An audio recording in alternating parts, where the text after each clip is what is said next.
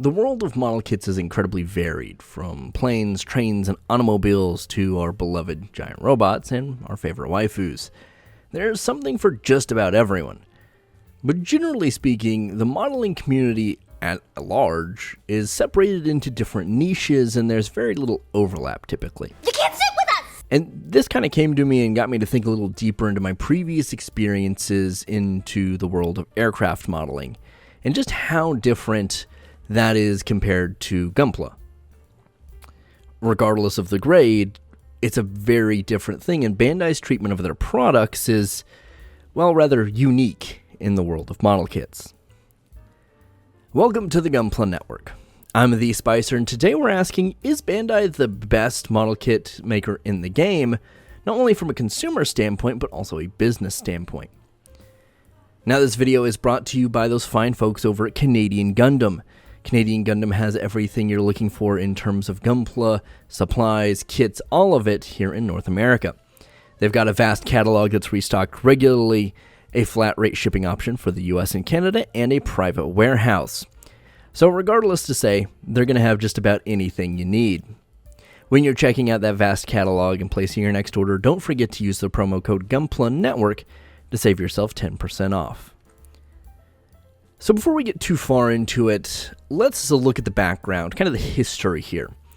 Bandai's been cracking out plastic model kits since the 1980s, and pretty much all of the early stuff, like pre-2000 they developed, was generally around the Gundam franchise. That was their big cash cow, if you will. So, of course, there's going to be a large connection between Bandai's model kits and the Gundam franchise. You see, Bandai saw an opportunity with the franchise to use the toy-influenced designs of the show to appeal to a younger audience on a design level, but also provide a more challenging experience than that of just a standard toy, kind of like Clover's initial die-cast offering of the RX-78-2. In a weird way, it's kind of the same appeal of Transformers or Lego. Not only are you getting a really cool thing at the end of the process, but the process is fun as well. It's the hobby to some people. For anyone that's never messed with Transformers or Legos, which if you're out there, I'm a little surprised, but good for you, I guess. Just imagine if, like, the day one patch, your favorite video game had mini games to help the game download or install faster. That's kind of, in a weird way, the same thing. It's less about the destination and more so about the journey, but the destination's also a tropical beach resort, right? Both things are fun. The experience is the hobby for some people. The final product is the hobby for some people. And that's generally the approach Bandai has taken to their model kits, kind of generally. Now, Bandai's always walked a fine line between kind of being a toy, but also being a little bit more of an involved model kit, and more often than not, they strike success. Sure, kits up into the late 90s and early 2000s were kind of basic and aired more on the side of a casual crowd, but you could still paint them and have them look a little bit better. But in 1995, the Master Grade line was introduced. This offered a more advanced option, which allowed people to go further down that rabbit hole, but also wasn't too crazy. You see, it wasn't just that it was more advanced, but it didn't take a drastically different skill set to build. This isn't like what most different model kit companies have in a way. Someone who had built a no grade or a high grade could fairly easily jump into a master grade, even back in the early days. You didn't need a massive skill set or a different type of skill set to get into them. You see, Bandai's approach to model kits was very different than the companies in the wider world of modeling. Most of your trains, planes, tanks, ships, cars, all that kind of stuff would require some degree of skill in terms of gluing and cementing, assembly, and painting. Bandai was generally like, nah dog, we got you, don't worry about it, just snap it out of the box, and generally it's mostly okay color-wise. Now, of course, more modern kits, it's a little bit better, but even some of the older kits, at least the base colors were there.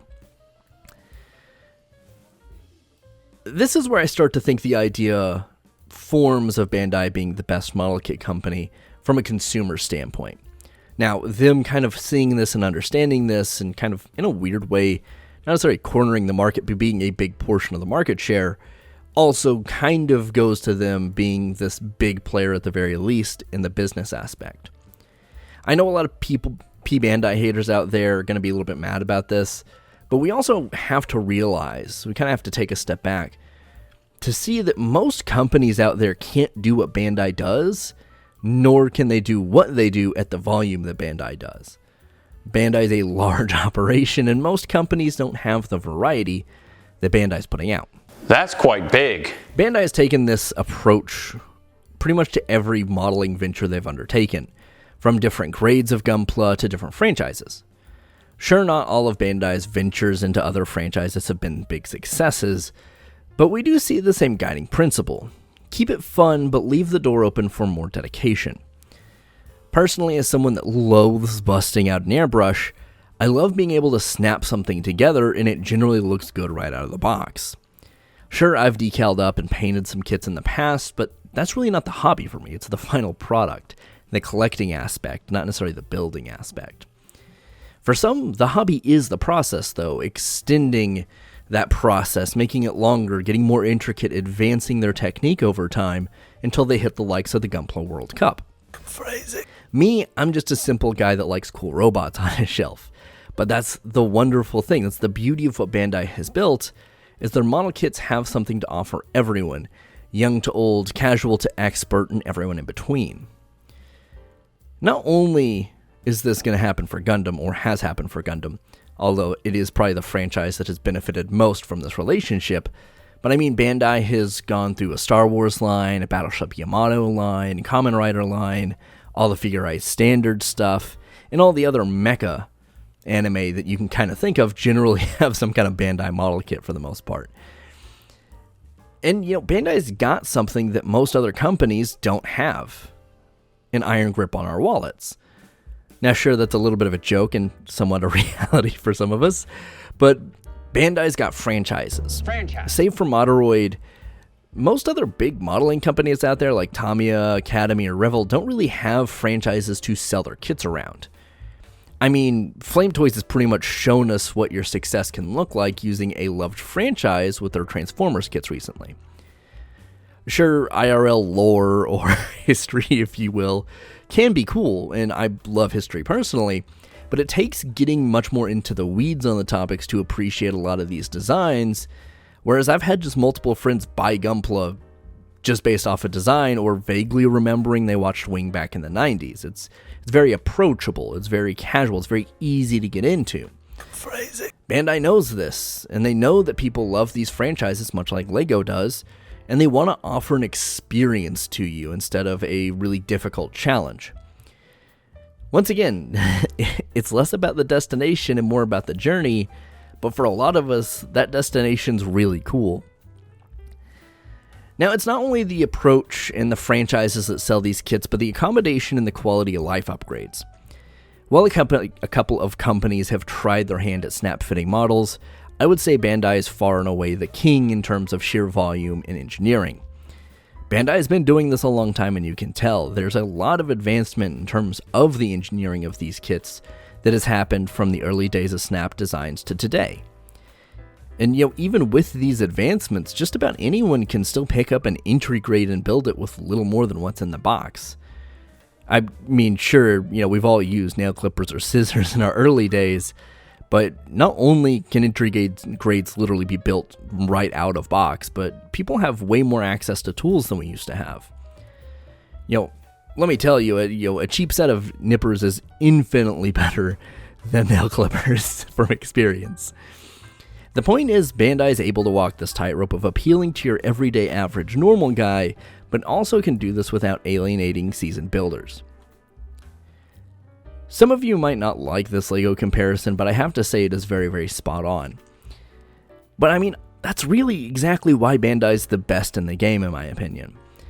They generally appeal to a wider audience in terms of subject matter and construction, but they don't alienate the people who go hardcore or who love it. And they use this process to their full advantage to make works of art that not even Bandai had envisioned. So in short, yes, Bandai is the best model kit maker out there in the game currently, in my opinion, from both a consumer and a business standpoint.